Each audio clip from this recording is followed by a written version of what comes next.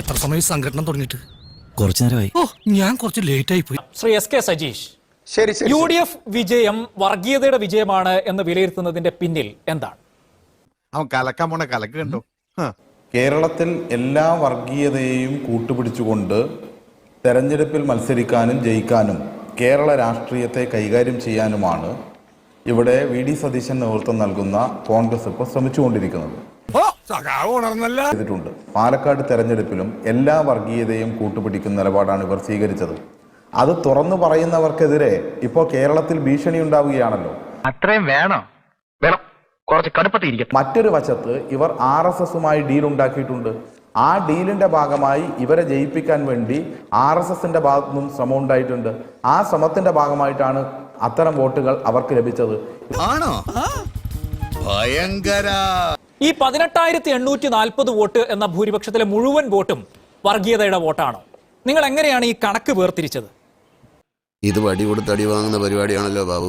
ഒരു നമ്പർ ഇറക്കിയാലോ? റാഷിദ്, ഒരു കാര്യം, താങ്കൾ അനുവദിച്ചു കൊടുത്ത വിശാലമായ സമയത്തിൽ പറയാവുന്ന എല്ലാ നുണകളും ഒരുമിച്ച് അവതരിപ്പിച്ചുകൊണ്ടാണ് ഷെഫീർ അവസാനിപ്പിച്ചത്. അതുകൊണ്ട് ആ കാര്യങ്ങളുമായി പരാമർശിച്ചതിന് ശേഷം വളരെ ഒന്നോ രണ്ടോ വാചകത്തിൽ പറയാനുള്ള കാര്യം താങ്കളുടെ ചോദ്യത്തിലുള്ളൂ. അതിലേക്ക് ഞാൻ തീർച്ചയായും വരും, അത് ഞാൻ പറയുകയും ചെയ്യും. നീ കിടന്നങ്ങനെ ഉരുളൊന്നും വേണ്ട. 8:12 വരെ താങ്കൾക്ക് ഏറ്റവും കൂടുതൽ ആദ്യ റൗണ്ടിൽ സമയം തന്നിട്ടാണ് നമ്മൾ ഈ രണ്ടാം റൗണ്ടിലെ ചർച്ച ആരംഭിച്ചത്. അപ്പൊ ഞാനൊരു ചോദ്യം മുന്നോട്ട് വെച്ചു. ആ ചോദ്യത്തിന് താങ്കൾ ഉത്തരം പറഞ്ഞു പോവുകയാണെങ്കിൽ അത് ഭംഗിയാണ്. താങ്കളുടെ ചോദ്യമൊക്കെ അവിടെ നിൽക്കട്ടെ. അല്ല, ചോദ്യം അങ്ങനെ നിർത്തിക്കാണ്ട് എങ്ങനെയാണ് സംവാദം മുന്നോട്ട് കൊണ്ടുപോകാൻ പറ്റുക? ചോദ്യം അവിടെ നിൽക്കട്ടെ എന്നുള്ള നിലപാട് എങ്ങനെയാണ്? നിങ്ങൾക്ക് ഭംഗിയുണ്ട്. ഞാൻ പറയട്ടെ, ഞാൻ അങ്ങനെ ഭംഗി ഉണ്ടാക്കി തരാൻ ഉദ്ദേശിച്ചിട്ടില്ല. ഭംഗി ഉണ്ടായിരുന്നെങ്കിൽ ഇന്നത്തെ മനോരമയിലെ ചർച്ച എന്ന് പറയുന്നത് നിങ്ങളുടെ കൂട്ടത്തിലൊരു മാധ്യമ പ്രവർത്തകനെ ഒത്തുകിട്ടിയാൽ തീർത്തേക്ക് എന്ന് കോൺഗ്രസ്സുകാരൻ പോസ്റ്റ് ഇട്ടിട്ട് അതിന്റെ മുകളിൽ ലൈക്ക് അടിച്ചു കൊടുത്ത PC വിഷ്ണു അതിനെ കുറിച്ചുള്ള ചർച്ചയാണെങ്കിൽ ഭംഗി ഉണ്ടായിരുന്നേ. ആയിക്കോട്ടെ, അത് CPM ആഗ്രഹിക്കുന്ന ഭംഗി അതാണ് എന്ന് വിചാരിക്കുന്നത്. ഏതായാലും മാധ്യമപ്രവർത്തകരോടുള്ള നിങ്ങളുടെ അങ്ങേയറ്റത്തെ പിന്തുണയിൽ ഞാൻ ഒരു മാധ്യമപ്രവർത്തകൻ എന്ന നിലയ്ക്ക് തിരിച്ച് നന്ദി രേഖപ്പെടുത്തുകയാണ്. ഇനി താങ്കൾക്ക് പറയാനുള്ള ഇവൻ ശരിയല്ല. വെറുതെ സമയം കളയരുത്. താങ്കൾക്ക് പറയാനുള്ള വെറുതെ സമയം കളയരുത്. ശരിയായ രീതിയല്ല. ഞാൻ തീർച്ചയായും ഞാൻ താങ്കൾ മറുപടി പറയാതെ ഒന്നും പോകുന്ന ആളുകളല്ല നമ്മൾ. അങ്ങനെ താങ്കൾ ഇനിയും സമയം കളയരുത്. മറുപടി കൊടുക്കാൻ ഒരു 3 മിനിറ്റ് സമയം, അത് കഴിഞ്ഞിട്ട് എന്റെ ചോദ്യം അഡ്രസ് ചെയ്താൽ മതി. റാഷിദ്, ദയവ് ചെയ്ത് എന്ത് ചെയ്യരുത്, ചർച്ചയിൽ ഇടപെട്ട് സംസാരിക്കാത്തൊരവസ്ഥ ഉണ്ടാക്കരുത്. ഞാൻ പറഞ്ഞോളാം, എനിക്ക് അനുവദിച്ച സമയത്ത് ഞാൻ പറയാം.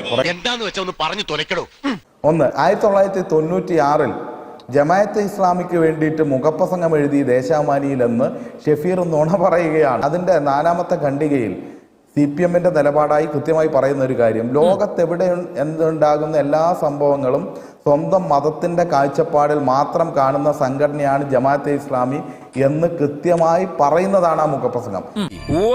ഇനി സമയം അനുവദിക്കുകയാണെങ്കിൽ ആ മുഖപ്രസംഗം മുഴുവൻ വായിച്ചു തരാൻ ഞാൻ തയ്യാറാണ്.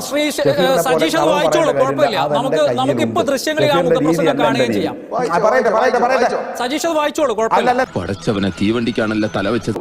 ഒന്നോ രണ്ടോ വാചകത്തിൽ പറഞ്ഞാൽ തീരാവുന്ന നുണകളെ അദ്ദേഹം പറഞ്ഞിട്ടുള്ളൂ. അത് പറയാൻ എനിക്കറിയാം. അയ്യന്റെ മോനെ, എന്തിനാണ് ഇങ്ങനെ ഡിസ്റ്റർബ് ചെയ്തിട്ട് നമ്മുടെ മനസ്സിൽ എന്താണോ പറയാൻ ഉദ്ദേശിച്ച കാര്യം അതൊക്കെ ചിലത് പറയാതെ അങ്ങ് പോട്ടെ എന്ന് പറയുന്ന ദുഷ്ടബുദ്ധി ഒഴിവാക്കുക. അത്രയും എനിക്ക് പറയാനുള്ളൂ.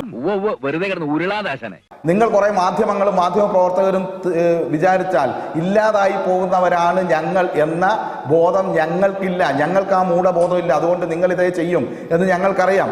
ഇയാൾക്ക് തലയ്ക്കെന്താ തകരാറാണ് മേഡം? അതായത് കാഫിർ ഷീൻ സ്ക്രീൻഷോട്ടുമായി ബന്ധപ്പെട്ട് കുറെ കാര്യങ്ങൾ അങ്ങ് അവതരിപ്പിക്കുകയാണ്. അവിടെ അയാളെ പിടിച്ചു, ഇയാളെ പിടിച്ചു.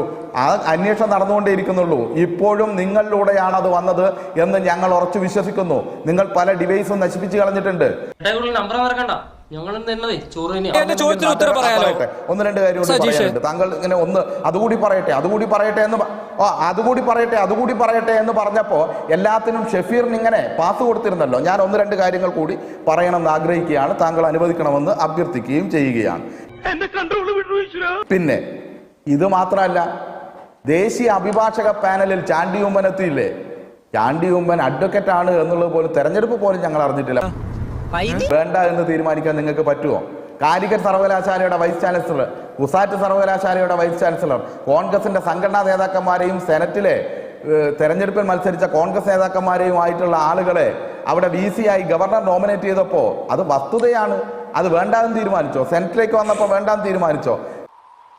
അയാൾ എന്താ പറയുന്നേ? എനിക്കറിയാം എന്തോ കാര്യമായിട്ട് പറയുന്നു. നിങ്ങൾ ഞങ്ങൾക്കെതിരെ ആരോപണങ്ങളും ഉണ്ടയില്ല വെടികളും പറഞ്ഞുകൊണ്ടിരിക്കുക എന്നുള്ളതിലപ്പുറത്തേക്ക് മറ്റു കാര്യങ്ങളൊന്നും അതിനകത്തില്ല. ഞാൻ താങ്കൾക്ക് അനുവദിച്ച സമയവും കടന്നു, അത് കഴിഞ്ഞ് 2 മിനിറ്റും കടന്നു. എന്നോട് സംവദിക്കാൻ താങ്കൾ ഉപയോഗിച്ച സമയം അതിന്റെ കൂടെ ഞാൻ ചേർത്തിട്ടില്ല.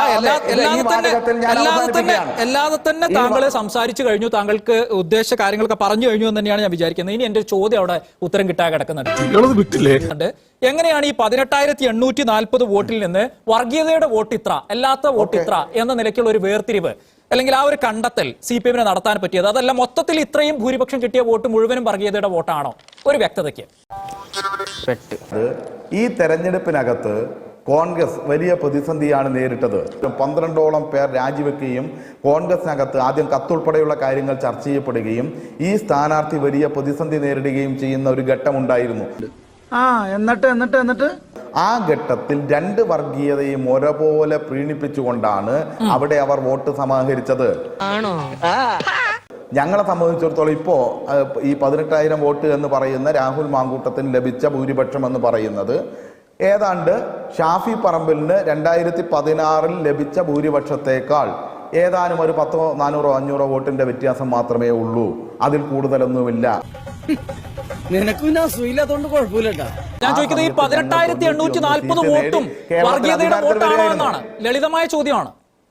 അത്രയും വോട്ട് വർഗീയതയുടെ വോട്ടാണോ? ഉത്തരം പറ. അതാണ് ഞാൻ പറഞ്ഞത്. ജമാഅത്തെ ഇസ്ലാമിയുടെ വോട്ട്, SDPയുടെ വോട്ട്, RSSന്റെ വോട്ട്, ഇതൊക്കെ തരാതരം എവിടെയാണോ എങ്ങനെയാണോ സമാഹരിക്കാൻ വേണ്ടി കഴിയുക അതെല്ലാം സമാഹരിച്ച് അതിന്റെ കൂടെയാണ് ഇത് ഉണ്ടാക്കിയെടുത്തിട്ടുള്ളത്. പാലക്കാട് പോലെ ഒരു സ്ഥലത്ത് ജമാഅത്തെ ഇസ്ലാമിക്കും SDPക്കും കൂടി എത്ര വോട്ട് ഉണ്ടാകുമെന്നാണ് CPMന്റെ വിലയിരുത്തൽ. അതൊരു രാഷ്ട്രീയം രൂപപ്പെടുത്തലാണ്. അവർക്ക് കുറെ വോട്ടുകൾ അവിടെയുണ്ട്. അത് മാത്രമല്ല അതെ ഞാൻ പറഞ്ഞില്ലേ, അതായത് അവർക്ക് ഉള്ള വോട്ടും അതിനോടൊപ്പം തന്നെ പള്ളിക്കകത്തും മറ്റും അവർ പോയി വർഗീയത വമിപ്പിക്കുന്ന ലഘുലേഖ പുറത്തിറക്കി. SDPയെ പോലൊരു പാർട്ടി പള്ളിയിലൊക്കെ പോയി ലഘുലേഖ കൊടുത്താൽ വീഴുന്നവരാണ് ന്യൂനപക്ഷ മുസ്ലിം സമുദായം എന്നൊരു വോട്ട് ഒരു വിലയിരുത്തൽ CPMനുണ്ടോ? ന്യൂനപക്ഷ മുസ്ലിം സമുദായം അങ്ങനെയല്ല. പിന്നെ ഈ 18,840 വോട്ട് SDP ഉറച്ച SDP വോട്ടുകളാണോ അല്ലെങ്കിൽ ജമാഅത്ത് വോട്ടുകളാണോ? ഞാൻ പറയട്ടെ. ഇവിടെ ഷഫീർ നേരത്തെ തെറ്റിദ്ധരിപ്പിക്കുന്ന രീതിയിൽ ഒരു കാര്യം പറഞ്ഞു. BJPയും കോൺഗ്രസ് തമ്മിലാണ് മത്സരം. ആ രീതിയിലാണ് മത്സരം ഉണ്ടായിരുന്നത്. എന്നാ പിന്നെ തെരഞ്ഞെടുപ്പിന്റെ ഘട്ടത്തിൽ എന്തേ കെ മുരളീധരൻ അത് പറയാതിരുന്നത്? എന്തെങ്കിലും ഒരു അഭിപ്രായം ചോദിച്ചാൽ താൻ തന്റെ വായ തോന്നിയ അഭിപ്രായം പറയാം. കെ മുരളീധരൻ മത്സരം. അതുപോലെ തന്നെ രമേശ് ചെന്നിത്തല പറഞ്ഞു LDFും UDFും തമ്മിലാണ് മത്സരം. പറയട്ടെ, അതായത് കെ മുരളീധരൻ പറഞ്ഞു LDFും UDFും തമ്മിലാണ് മത്സരം. രമേശ് ചെന്നിത്തല പറഞ്ഞു LDFും UDFും തമ്മിലാണ് മത്സരം. MM ഹസനും അതുപോലെ തന്നെ ചാണ്ടി ഉമ്മനും ഉൾപ്പെടെയുള്ള ആളുകൾ പറഞ്ഞു LDFും UDFും തമ്മിലാണ് മത്സരം. അങ്ങനെയായിരുന്നു യഥാർത്ഥത്തിൽ മത്സരം. BJP വലിയ പ്രതിസന്ധിയിലായിരുന്നു. ആ BJPയുടെ വോട്ടും ഒരു സ്ഥലത്ത് നിന്ന് സമാഹരിച്ച് മറ്റൊരു വശത്തു നിന്ന് ജമാഅത്തെ ഇസ്ലാമിയുടെയും SDPയുടെയും വോട്ട് സമാഹരിച്ച് മാത്രവുമല്ല പള്ളികളിലൂടെയും മറ്റും അവരുടെ ലഘുലേഖകൾ വർഗീയത വമിപ്പിക്കുന്ന രീതിയിൽ പ്രചരിപ്പിച്ചു. അതാണ് എന്റെ ചോദ്യം. CPM സമർത്ഥിക്കുന്നത് എന്താണ്? CPMന്റെ ഉദ്ദേശം എന്താണ്? ആവേശം കൊണ്ട് ഓരോന്ന് വിളിച്ചു പറഞ്ഞ് തടിയേടാക്കണ്ട, പണിയെടുക്കാതെ ജീവിക്കുന്നു. അതായത് പാലക്കാട്ട് പള്ളികളിലൊക്കെ പോയി ലഘുലേഖ SDP വിതരണം ചെയ്തതിന്റെ എഫക്റ്റാണ് ഈ തെരഞ്ഞെടുപ്പിൽ അതിന്റെ കൂടി എഫക്റ്റാണ് ഈ കിട്ടിയ 18,840 വോട്ട് എന്നാണ്. എന്ന് വെച്ചാൽ മുസ്ലിം ന്യൂനപക്ഷ സമുദായം SDP കൊടുത്ത ലഘുലേഖയിൽ വീണു എന്നാണ് ആ പറഞ്ഞതിന്റെ അർത്ഥം. അങ്ങനെ ഒരു അഭിപ്രായം നിങ്ങൾക്കുണ്ടോ? ഞാൻ പറഞ്ഞു വ്യക്തമായില്ലെങ്കിൽ ഒന്നുകൂടി പറയാം. ഒന്ന്, SDPയും ജമാഅത്തെ ഇസ്ലാമിയും സംഘടിതമായി UDFന് വോട്ട് ചെയ്തു. 2, BJP ജയിക്കാൻ വേണ്ടി പോവുകയാണ്, BJPയുമായിട്ടാണ് മത്സരം എന്ന പ്രതീതി സൃഷ്ടിച്ച് മതനിരപേക്ഷമായി ചിന്തിക്കുന്ന ആളുകളുടെ വോട്ട് ഉൾപ്പെടെ സമാഹരിക്കാൻ വേണ്ടി ശ്രമിച്ചു. ആ ഭീതി ഈ BJPക്കെതിരെയാണ് ഞങ്ങൾ മത്സരിക്കുന്നത് എന്ന് പറയുന്നതും മതനിരപേക്ഷമാകുന്ന ആളുകളുടെ വോട്ട് സമാഹരിക്കുന്നതും തെറ്റാണോ? എണീറ്റ് വരണ്ടേയിരുന്നു. എന്താണിത്? ഇതിന് ചോദ്യം ചോദിക്കുക, ഉത്തരം പറയാതെ പറയും. ഒന്നുകിൽ ഒരു ചോദ്യം ചോദിച്ചാൽ ചോദ്യത്തിന്റെ ഉത്തരത്തിന്റെ പകുതിയിൽ നിന്ന് വീണ്ടും ചോദ്യം ചോദിക്കുന്ന നല്ല ഉത്തരം. താങ്കൾക്ക് ഒരു ചോദ്യം ചോദിച്ചാൽ അതിന് വളഞ്ഞ മറുപടി പറയലല്ല ഉത്തരം. സ്ട്രൈറ്റ് ആയി മറുപടി പറയാവുന്നതാണ്. ആ സ്ട്രൈറ്റ് ആയ മറുപടി ഇത്ര സമയം തന്നിട്ടും കിട്ടാത്തതുകൊണ്ടാണ് വീണ്ടും വീണ്ടും ചോദിക്കുന്നത്. എടാ നിനക്ക് വേറെ പണിയില്ലേ ഈ എന്റെ സൽവാനക്കായിട്ട് വർത്താൻ പറഞ്ഞിരിക്കാൻ? 24 മണിക്കൂർ മറുപടി പറഞ്ഞാലും അത് കിട്ടില്ല. എനിക്ക് ഒന്നാമത്തെ ഉത്തരത്തിന് മറുപടി കിട്ടിയിരുന്നെങ്കിൽ ഇത്ര സമയം നമ്മൾ തർക്കിക്കേണ്ടതില്ല. ശ്രീ സജീവ് കേൾക്കണം. ഒന്ന്, റാഷിദ് ആണെങ്കിൽ എത്ര തർക്കിച്ചാലും മറുപടി കിട്ടില്ല എന്നറിയാം. താങ്കൾ അങ്ങനെ വ്യക്തിപരമായ ആക്ഷേപങ്ങളൊക്കെ കയ്യിൽ വെച്ചാൽ മതി. ചോദിക്കുന്ന ചോദ്യത്തിന് മറുപടി ഉണ്ടെങ്കിൽ പറയും. ഞാൻ പറഞ്ഞു വെറുതെ അവന്റെ വായിച്ചിരിക്കണ എന്തിനടാ കേൾക്കണേ. റാഷിദെ ആദ്യമായിട്ടല്ല ഈ ചർച്ചയിൽ പങ്കെടുക്കുന്നത്. ആദ്യമായാലും അവസാനമായാലും അതല്ല ഇനി പലതവണ വന്നിരുന്ന ആളാണ് എസ് കെ സജീഷ് എന്നാണെങ്കിൽ പോലും വ്യക്തിപരമായ അധിക്ഷേപം കയ്യിൽ വെച്ചാൽ മതി. വളരെ സ്ട്രെയിറ്റ് ആയ ചോദ്യം ചോദിക്കുമ്പോ വളച്ചുകെട്ടി മറുപടി പറയുമ്പോ വീണ്ടും വീണ്ടും ചോദിക്കും. അതിനാണ് ചർച്ച എന്ന് പറയുന്നത്, സംവാദം എന്ന് പറയുന്നത്. അല്ലാതെ താങ്കൾ ഫീഡ് ചെയ്യുന്നത് അതുപോലെ എടുത്ത് അംഗീകരിക്കാൻ വേണ്ടി ഇരിക്കുന്ന ആളല്ല ന്യൂസ് ആങ്കർ എന്ന് പറയുന്നത്, വാർത്തയിലെ ചർച്ചയിലെ അവതാരകൻ എന്ന് പറയുന്നത്. ഇനി ഇവിടെ നിന്ന് അഴിവണ്ടാവാ, നമുക്ക് അങ്ങോട്ട് മാറിയിക്കാം. തൽക്കാലം ഇത്രയും മതി. വരട്ടെ.